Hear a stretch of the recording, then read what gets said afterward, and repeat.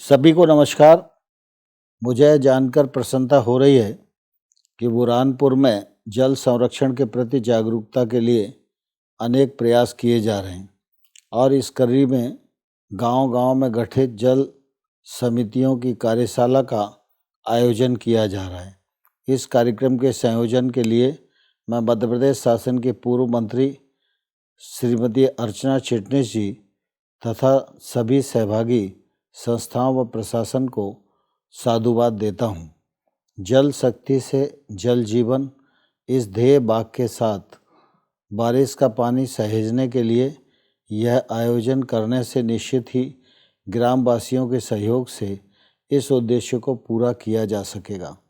हम सबके लिए यह चिंताजनक है कि भारत की जनसंख्या विश्व की आबादी की लगभग 70% होने के बाद हमारे देश में वैश्विक पेयजल संसाधनों का मात्र 4% ही उपलब्ध है।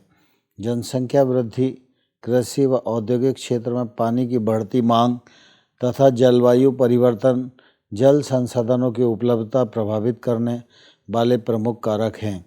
यदि हम जल आपूर्ति नहीं बढ़ाते, डिमांड कम नहीं करते और पानी को बर्बाद करते हैं तो निकट भविष्य में गंभीर समस्याएं पैदा हो सकती हैं।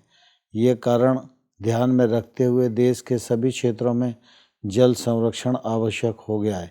प्रधानमंत्री श्री नरेंद्र मोदी जी के दूरदर्शी नेतृत्व में पानी से संबंधित 2 प्रमुख मंत्रालय जल संसाधन और नदी विकास, गंगा पुनरुद्धार तथा पेयजल मंत्रालय को एकीकृत कर जल शक्ति मंत्रालय के रूप में जल क्षेत्र के लिए दृष्टिकोण की दिशा में एक ऐतिहासिक यात्रा शुरू की गई है। प्रधानमंत्री जी ने देशवासियों से एकजुट होकर जल संरक्षण के लिए जन आंदोलन करने का आह्वान किया है।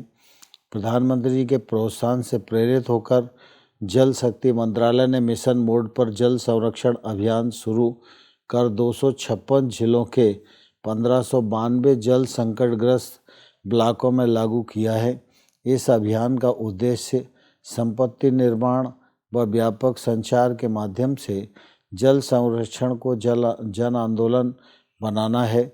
मध्य प्रदेश में इस तरह के 4 लाख कार्य हुए हैं जिनका निश्चित ही लाभ हुआ है। राष्ट्रीय जल मिशन में कैच द रेन नाम से सभी ग्रामीण व शहरी क्षेत्रों में प्री मानसून व मानसून अवधि के दौरान अभियान चलाया गया है। इसमें अकेले मनरेगा से ही 58,000 करोड़ रुपए से अधिक राशि पानी बचाने के लिए खर्च की गई है। जल शक्ति अभियान कैच द रेन अभी थमा नहीं है, बल्कि इसी महीने यानी मार्च के अंत से 30 नवंबर तक इसे जारी रखा जाएगा। इसके अलावा केंद्र सरकार ने जल संरक्षण के लिए अनेक कदम उठाए हैं। आवास एवं शहरी मामलों के मंत्रालय द्वारा नगरीय निकायों के क्षेत्र में Atal mission for renovation and urban transformation AMRUT के माध्यम से वर्षा जल संचयन जल संरक्षण के काम किए जा रहे हैं। राज्यों संघ राज्य क्षेत्रों के परामर्श से master plan for artificial recharge to ground water तैयार किया गया है।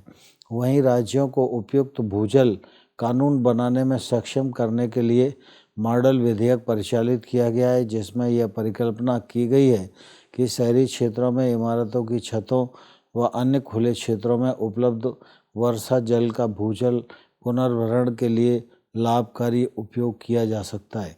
इसी तरह पंचायती राज मंत्रालय सहित अन्य सभी स्तर पर काम हो रहा है। मध्य प्रदेश सहित 7 राज्यों में अतिशोषित पानी की कमी वाले क्षेत्रों में सामुदायिक भागीदारी में भूजल के स्थायी प्रबंधन के लिए अटल भूजल योजना अटल जल शुरू की गई है। मानव अस्तित्व को बनाए रखने के लिए जल एक प्रमुख प्राकृतिक संसाधन है।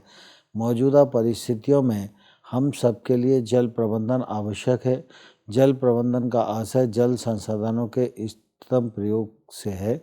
जल प्रबंधन के तहत पानी से संबंधित जोखिमों जैसे बाढ़, सूखा आदि के प्रबंधन को भी शामिल किया जाता है। यह प्रबंधन स्थानीय प्रशासन द्वारा भी किया जा सकता है और किसी भी व्यक्तिगत इकाई द्वारा भी। उचित जल प्रबंधन में जल का इस प्रकार प्रबंधन शामिल होता है कि सभी लोगों तक वह पर्याप्त मात्रा में पहुंच सके। जल प्रबंधन कृषि की बेहतरी के लिए कुशल सिंचाई पद्धतियों को विकसित करने में मदद करता है। जल संसाधन सीमित है और हम उन्हें अगली पीढ़ी के लिए बचाकर भी रखना है, जो उचित जल प्रबंधन के अभाव में संभव नहीं हो सकता। सूखा प्रभावित क्षेत्रों में फसल के पोषण के लिए अच्छी गुणवत्ता वाली सिंचाई प्रणाली सुनिश्चित की जा सकती है, जिससे कि पानी बर्बाद न हो।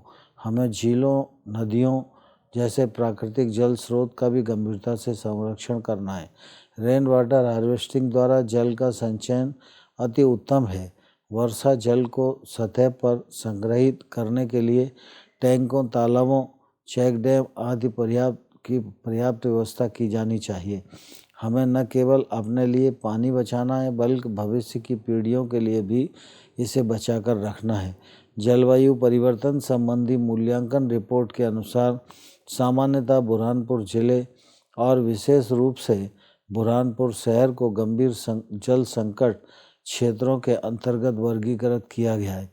मेरी जानकारी में यह बात है कि पानी की पहुंच में सुधार व बुरहानपुर शहर के जल संकट का समाधान करने में सहायता के लिए मुगलों द्वारा निर्मित 400 वर्ष पुराने अद्वितीय जल आपूर्ति नेटवर्क कुंडी भंडार का पुनः स्थापन किया जा रहा है।